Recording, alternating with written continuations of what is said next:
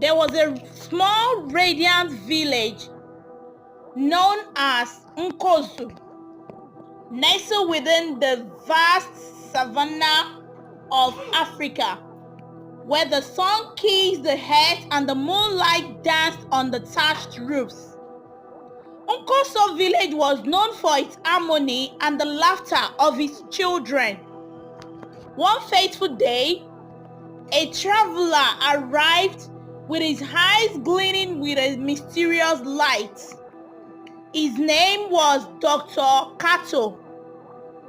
Dr. Cato claimed to come from a distant land, bearing remedies for every ailment. The villagers, always welcoming and trusting, opened their hearts and homes to him. Elder Amadi, the village chief, called a meeting to introduce Dr. Cato to the villagers.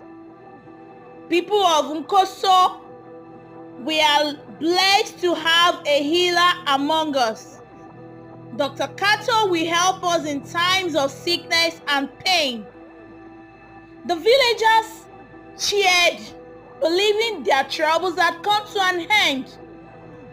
Dr. Cato was welcomed with open arms, and soon he was given a hut where he could run his medical work and attend to anyone who needed his attention.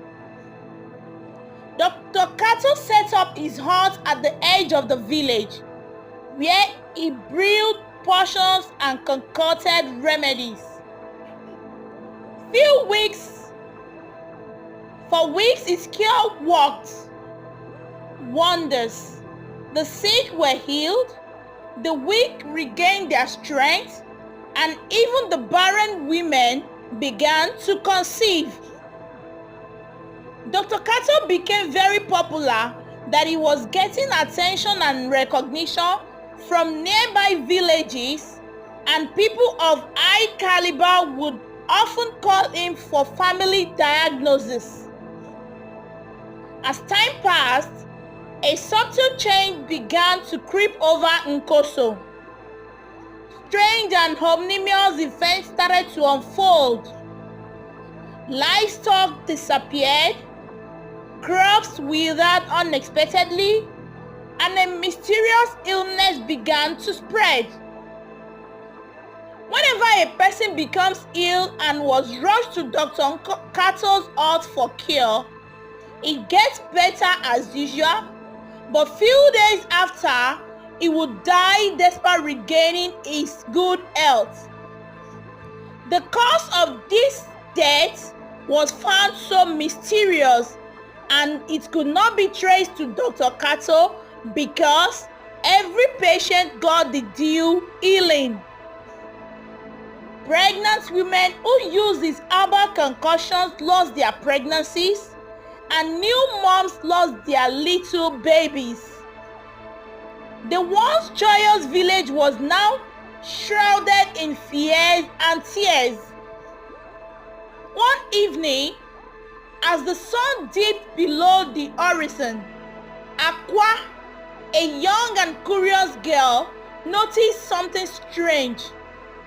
She had seen Dr. Cato sneaking out of his hut under the cover of darkness, heading towards the forbidden forest. Her curiosity piqued, Aqua decided to follow him. Through the thick underbush and tall trees, she trailed silently. In a clearing, she saw Dr. Cato performing a ritual.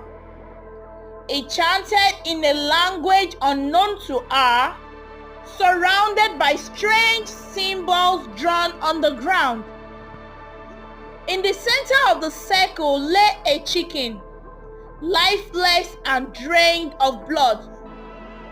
Aqua rushed back to the village, her heart pounding. She confided in her brother Kofi, who was known for his bravery and wisdom, and especially with a foretold vision to be a future deliverer of the village. Together, they decided to uncover the truth about Dr. Cato. That night, they sneaked into Dr. Cato's hut while he was away. Hidden beneath the floorboards, they discovered a collection of ancient books filled with dark spells and curses. Among the pages, they found a detailed plan to siphon the life force of the villagers to grant Dr. Cato eternal youth and power. Kofi and Aqua realized the gravity of the situation. They knew they had to act quickly to save their village.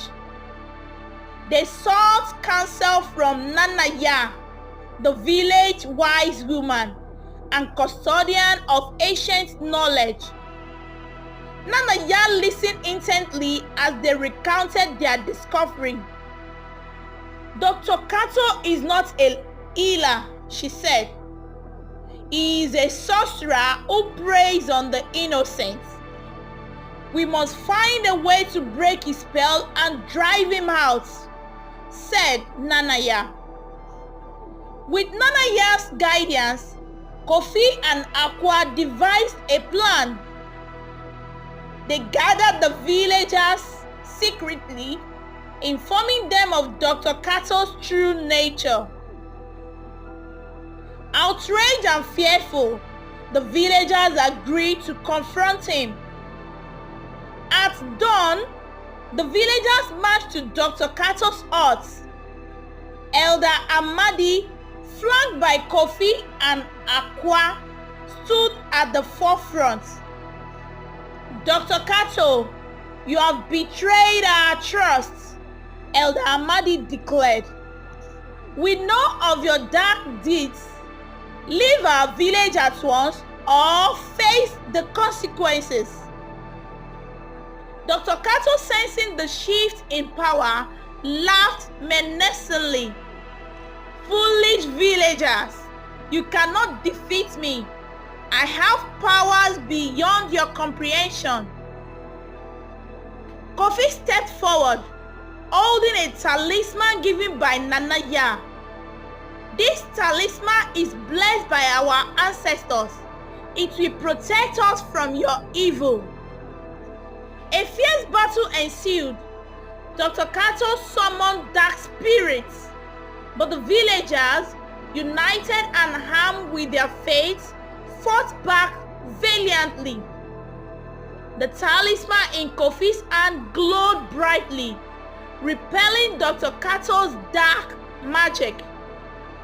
Realizing he was overpowered, Dr. Cato tried to escape, but Aqua, with quick thinking, threw a net woven with sacred herbs, trapping him.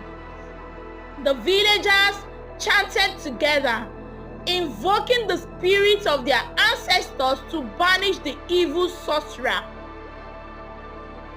Dr. Cato's power waned, and he was consumed by his own dark magic.